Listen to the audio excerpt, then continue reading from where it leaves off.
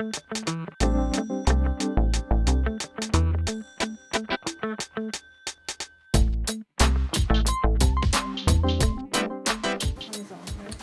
it works. Thanks, Andras, for the beautiful location and the Hungarian organization. Thanks also for Carlo and Martin to introduce and narrowing down the topic. Thanks also to Lisanne to present together.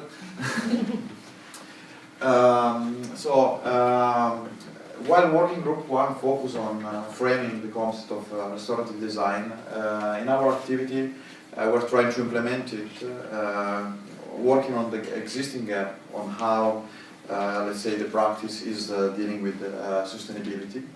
And there is a specific focus on the study of the tools from analog to digital that allow to implement restorative design within the building environment, within the European context specifically. Just a brief description of how the group is composed. We are about 60 people and we have a scalar approach where we deal from the urban scale up to what we call human or human-centric design. And each of them is basically working on a specific topic. Also special thanks to the people that contribute and we jump now into the topics that are discussed into each of these scales. So first of all, we try to understand and survey how, let's say, restorative design is implemented into the urban scale, which means a large survey which is now collecting about 110 answers. And it is a survey for practice we deal with the urban scale, where we try to understand what tools they use, what type of issue they are tackling. So this will be, this is one of the first output. Secondly, we try to understand how the city can sort of not just use resources, but also begin to produce energy that is relooped within the city, and also how a city can be, let's say, energy positive. And there is a beginning collaboration with Emanuele from ATH, which also joined the action, and in order to model this flow. And also there is this gap with the practice.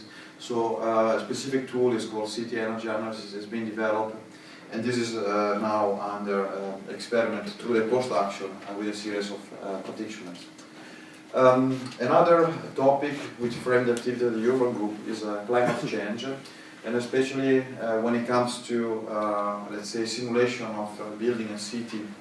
What we are missing is information about how the weather can be simulated. So it's a very specific topic, but it's about, let's say, use predictive morphing of weather files in order to model future scenarios. And we have a specific, let's say, open access soon available, if accepted, on sustainability, which deals with this issue.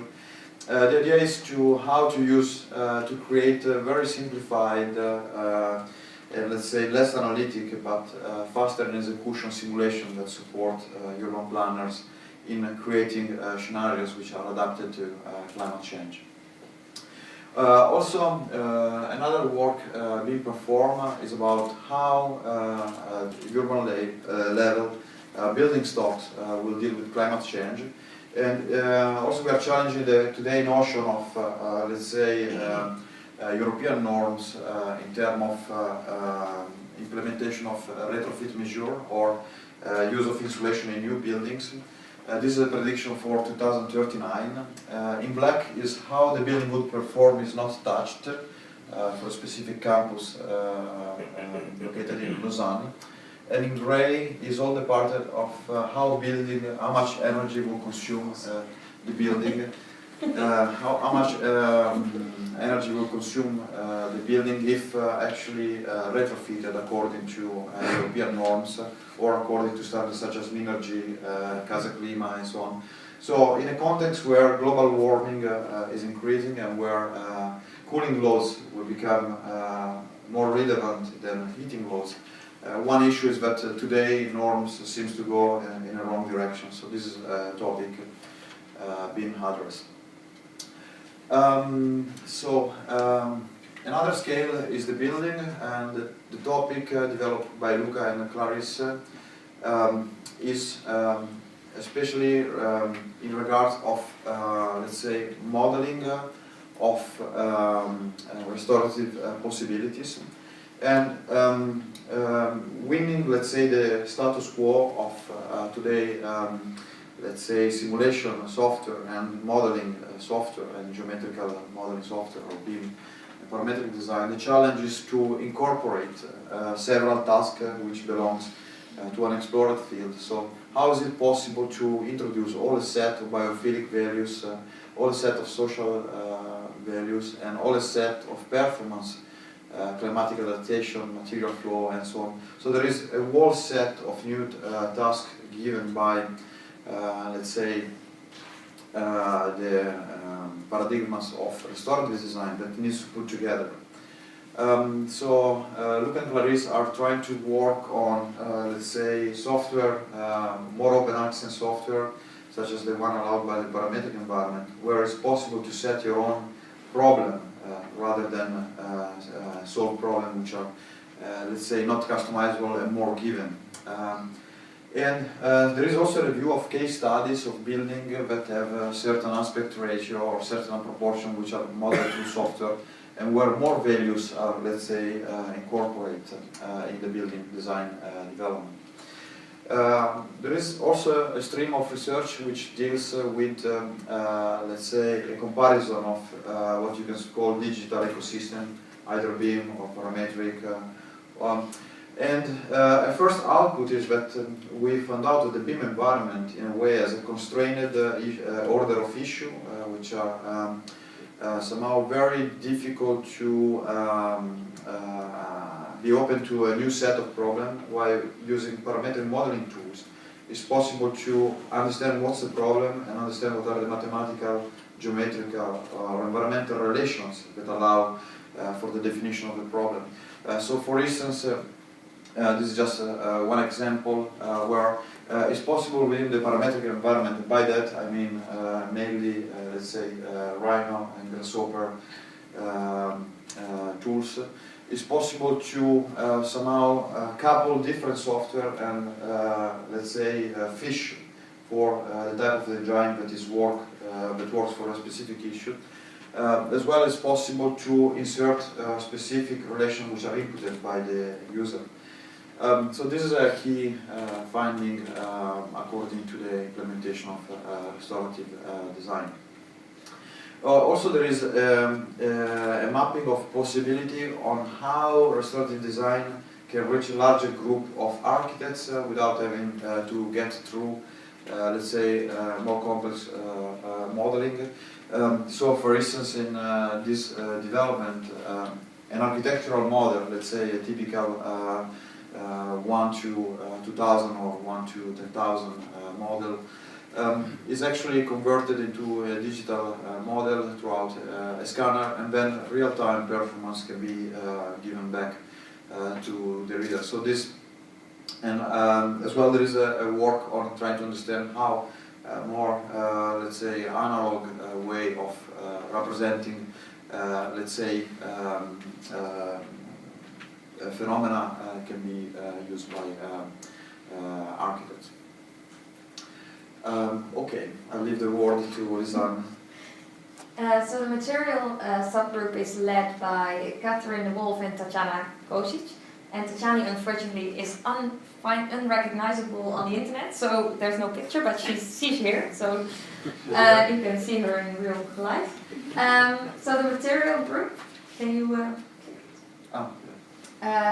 focuses on a few topics, but basically, while the other groups naturally focus on higher skills, the material focus on how to actually implement this in practice in materials. And there is some overlap between the building and the material group, so we allow them to also collaborate across these two groups. So the first topic is more conceptual in a way, discussing circular economy and how to implement it in a design process. So evaluating the certification and guidelines that are there and how to translate them in what tools can be used in order to implement it. The second topic is more focused on, well, a big part of the circular economy, which is related to waste, reuse and recycling, but focusing more on concrete examples of companies and startups that are working on recycling waste in different areas and different products, different types. And then life cycle assessment, which is more focused on calculating the emissions throughout the life cycle of a product. Life cycle assessment both on a product scale and on a building scale. And the optimization of the material flows in the building. And lastly, of course, bio-based materials. So how can we work with materials that have a lower impact to the environment and a better life cycle assessment. So this is a scheme more conceptually on how we need to move from buildings that have a really high operational energy impact and both a very high embodied energy impact towards buildings that don't have a high impact in both areas. Because what we're currently often doing is focusing on the operational energy and moving towards this area, but at the same time while we're doing that, the embodied energy is often increasing. So what we're seeing is these buildings that have a really low operational energy use have a really high embodied energy use. So we're creating a counter effect basically to these measurements. So the next slide.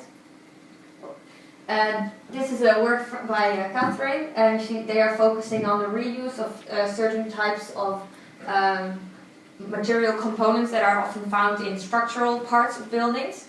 And on optimizing the carbon footprint of these structures in that way.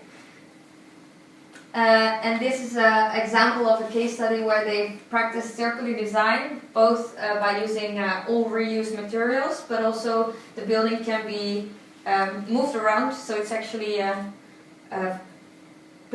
traveling throughout Europe, I believe. So they're also looking at case studies and examples like this and what we can learn from those.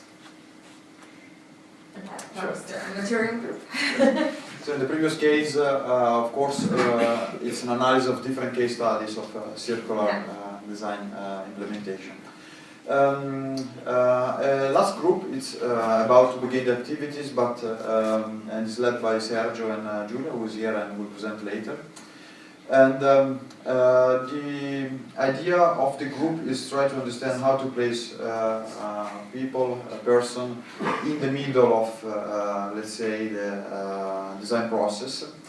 And there are different areas which have been framed. One is about understanding how rating tools can support, let's say, a design which is human-centered.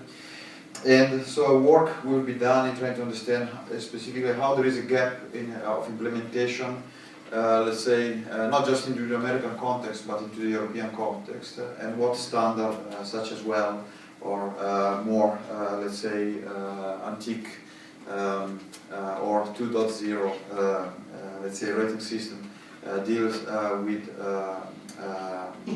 displacing of demand at the center of the design. These studies show that there is a gap, although it's rich in statistics, there is a gap between the intent, for instance, of LEED of implementing environmental quality and how then it is perceived, or it is actually functioning. So one of the scopes of this group is to work out in finding how this gap is, where this gap is. Also, there is a stream of research which deals with understanding how professional can contribute to a set of goals. These are taken from the Well-Building Institute, just forgot the name. And somehow there is a deep connection between, let's say, bio values and, let's say, more, let's say, design situation. This is the focus of this subgroup. Another area is about mapping how human, or investigating, let's say, way of mapping how human responds to specific space. And this is a very novel, let's say, area of investigation. Of course, there is a significant literature that explains of the relation between space and people, let's say, metabolism. But this work tried to get to frame ways throughout which a designer can sort of relate their design to bar conditions. Another work is about sentient buildings, so this is a work by Julia, I'll explain later. But the idea is that the building can sort of track human responses to the space. This, for instance, is based on social media tracking. So how people, let's say, use digital environment is then tracked, and a comfort or discomfort of the place can be then assessed. Another topic is how a building can function in connection to the user, also skipping this deep layer of technology which is often proposed in certain buildings. This is an example of the Alto house where all microclimatic conditions in this kitchen can be regulated just by human operation. It's possible to create, let's say, a more sort of a thermal zone with a specific climate just by using this curtain. Also, if we look at this window as at least 15 type of, let's say, regulation, including significant ventilation, including, let's say, operation of the curtain. And so this room has a total of, let's say, 60 combinations which just operated by the user. And we're trying to understand and track more examples of how the building can develop a contact with the user. Last work, it's about understanding how passive design can be achieved without the use of mechanical plans. This, as you know, creates a specific connection with the user. And this is particularly true in the case of Maltesiana Library. It was the first library in the world built in Cesena. And there is a 1 year monitoring of all the performance. In one way, there is a shifting of topic, as Martin was mentioning before. Most of the design are human, let's say, regulated by a fixed range of values and with a wide use of energy. In this case, the center of the design is the book. And somehow for 500 years the book were conserved without any, let's say, decay of their quality. And it's noticed that this is all achieved by design, although Cesena is a harsh climate, especially in summer and also in winter. There is a big ratio of humidity and cold together. Besides that, just very, let's say, intuitive use of windows and with no mechanical plans, it's possible to achieve both human and, let's say, book comfort. Yeah. One tiny, what's really amazing, I think, is the building in the area. Of course, there's very high solar irradiance, for example, and you can see that that doesn't affect the temperature in the rooms at all. And so, actually, day or night, the temperature stays almost equal. Also, relative humidity fluctuations are really limited. This is actually one that Emanuele and I are both working on, so that's why we maybe.